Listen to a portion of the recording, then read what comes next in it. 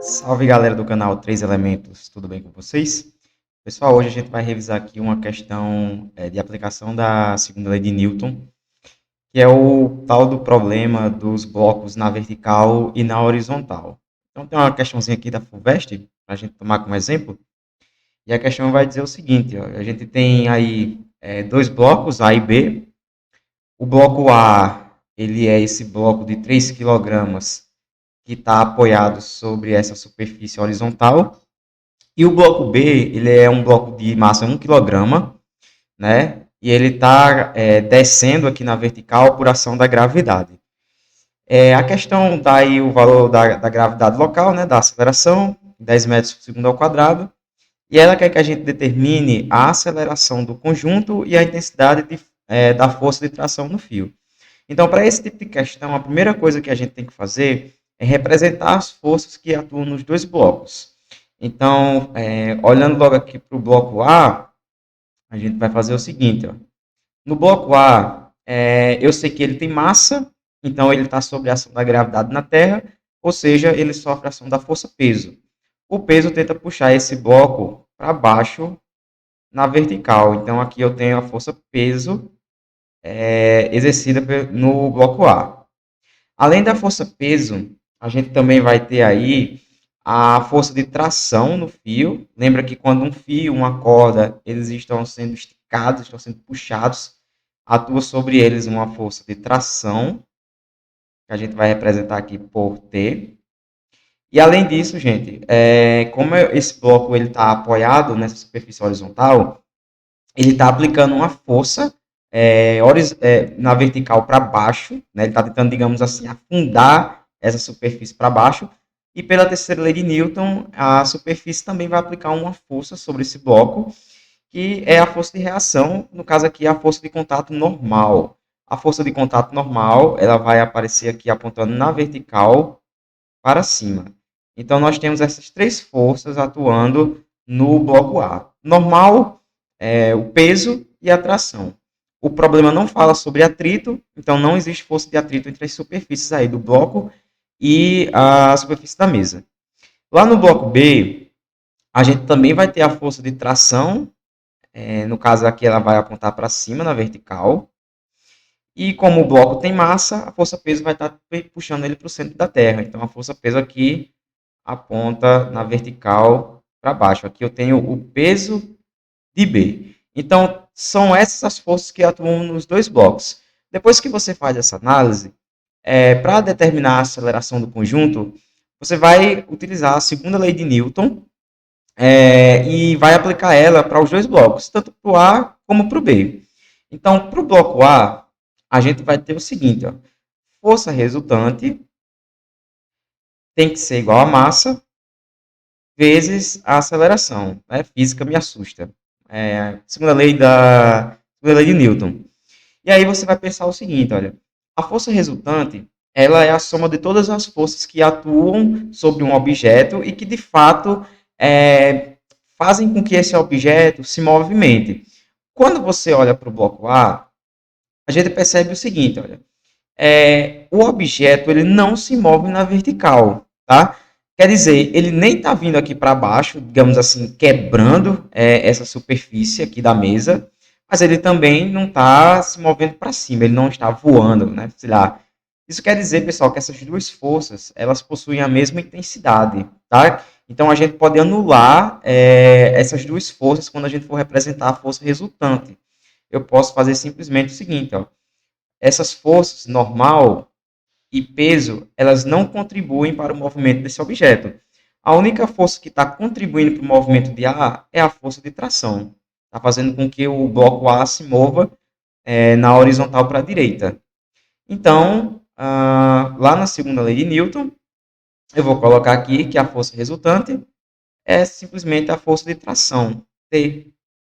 E essa força de tração vai ser igual à massa do bloco A, que a questão me disse que é 3 quilos, vezes a aceleração, que eu não sei ainda o quanto é que vale. É a aceleração do sistema.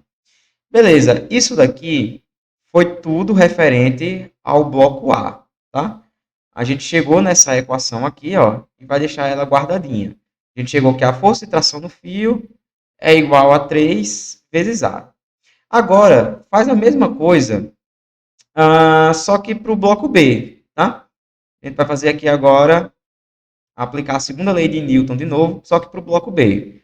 Força resultante é igual a massa vezes aceleração. Quando a gente olha agora para o bloco B, tá? Ele é um bloco que vai estar se movimentando na vertical para baixo, em função da ação gravitacional sobre ele. Então, quer dizer que ele tem movimento na vertical, eu não posso cancelar essas duas forças, tá? De tração e de peso.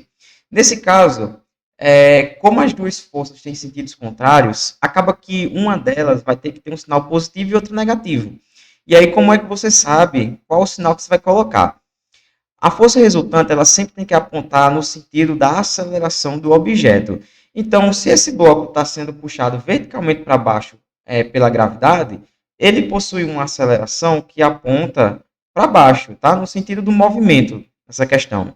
Então, se a aceleração do sistema ela aponta na vertical para baixo, então a força que será positiva será aquela que tem o mesmo sentido da aceleração. Ou seja, tem que ser um vetor que aponta para baixo na vertical. Quem tem essa mesma configuração é o vetor da força-peso. Ó. Ele aponta para baixo na vertical. Então, a gente vai dizer que a força resultante será o peso do bloco B, PB, positivo, porque está no mesmo sentido da aceleração, e a tração no fio, que está no sentido contrário aqui da aceleração, a gente vai colocar um sinal negativo, simplesmente para representar que ela está no sentido contrário da aceleração do bloco B. Então, essa é a força resultante que atua no bloco B. Isso tem que ser igual à massa do bloco B, que a questão disse que é 1 kg, vezes a aceleração, que a gente não sabe ainda o quanto vale. Então, agora, eu tenho aqui duas equações, uma para A e uma para B, e o que a gente vai fazer, na verdade, é fazer um sistema de equações. A gente vai somar a equação A com a equação B. Fica mais fácil se você pensar o seguinte, tá? A gente vai somar todo mundo do lado esquerdo da equação A com todo mundo do lado esquerdo da equação B. Então, vai dar, ó, do lado esquerdo da equação A, que a gente montou, eu só tenho a força de tração. Então, eu vou colocar aqui, ó, eu só tenho T. Então, eu vou ter que somar isso com todo mundo do lado esquerdo daquela equação que eu montei para o bloco B. Então, no bloco B eu tenho PB menos T. Então, eu vou colocar aqui, ó, peso de B menos a tração no fio. Show de bola. Então, isso vai ter que ser igual. Aí você vai fazer o seguinte, todo mundo do lado direito da equação A, você vai somar com todo mundo do lado direito da equação B. Do lado direito aqui da equação a gente vai ter 3 vezes A, e eu vou somar isso com o lado direito aqui da equação B. Então, aqui eu só tenho um A. 1 vezes A. Beleza. Quando a gente faz isso, olha o que vai acontecer. A tração no fio tem T positivo, tem T negativo. Eu vou poder cancelar essas duas trações. Então, eu elimino T com menos T. E aí vai sobrar só o seguinte. A gente vai ter que PB, que é o peso no bloco B, tem que ser igual a 3 vezes A mais 1 vezes A. No caso aqui vai dar 4 vezes A. Show de bola. Aí você vai ter que lembrar agora, tá? Você que está estudando para a prova de física, que o peso de um objeto não confunda com a massa, tá? O peso é uma força. O peso de B, tá? O peso de qualquer objeto, ele é medido como sendo um produto, uma multiplicação entre a massa do objeto e a aceleração da gravidade local. Ou seja, esse peso de B, tá? Vou colocar aqui no cantinho, ó. Esse peso do bloco B vai ser igual à massa de B, que a questão disse que é 1 kg, vezes a gravidade, vezes a aceleração da gravidade na Terra, que é 10 metros por segundo ao quadrado. Então, 1 vezes 10. Ou seja, o peso do bloco B vale 10 newtons. Aí eu vou utilizar esse valor aqui, ó. O peso de B, eu vi que é 10. Então, 10 tem que ser igual a 4 vezes a aceleração. E aí, para deixar a aceleração sozinha, aquele 4 vai passar dividindo, a aceleração vai ser igual a 10 dividido por 4. Eu vou chegar aqui no resultado de 2,5 metros por segundo ao quadrado. Então, beleza. Determinei aí qual é a aceleração do sistema. O bloco B, ele vai estar sendo puxado para baixo pela ação da gravidade, né, pela ação da força-peso, e ele vai estar descendo com aceleração de 2,5 metros por segundo ao quadrado, à medida que ele também vai puxando o bloco A com essa aceleração aqui, né? O bloco A, ele vai se movendo para a direita com aceleração de 2,5 metros por segundo ao quadrado. Além da aceleração, a questão também pedia para que a gente calculasse a força de tração no fio. Então, ele quer que a gente descubra quanto é que vale o valor desse T aqui.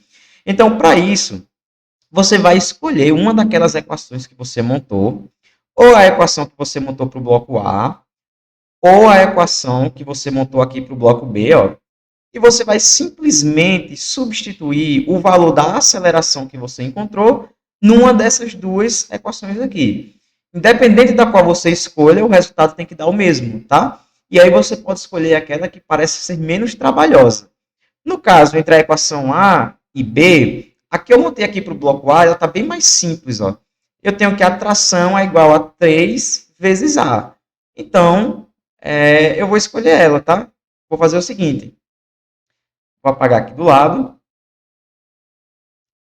E vou dizer que a tração no fio T tem que ser igual, pela equação A 3, vezes a aceleração do sistema, que eu já calculei, deu 2,5. E aí, quando você faz essa conta, a tua força de tração ela vai ser igual a 7,5 newtons.